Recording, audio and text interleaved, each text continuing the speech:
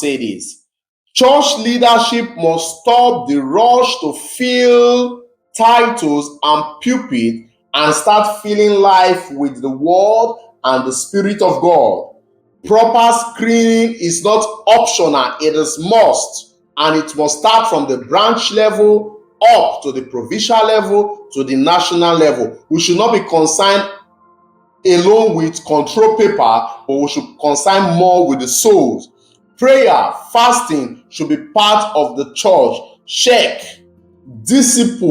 Discipleship training must be part of every of our branch curriculum. In our children's Sunday school, discipleship training, this must be done before ordination, not the discipleship training of 1 hour, 2 hours they will be rushing so that they can go to Agbo, from Agbo to Yenegua. No, discipleship training should take process before even the ordination commences, before a year.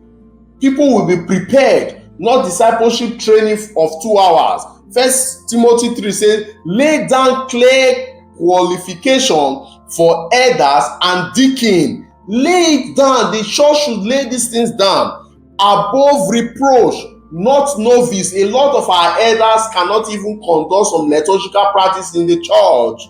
Sound doctrines, we should inform our members with sound doctrines. Self-control, spiritual maturity. God is looking for holy vessels, committed vessels, vessels that are ready, not polished speakers. We have a lot of polished speakers, but they are not committed. They are just good. They are good oratory. They can speak fluent English, but their English comes without power.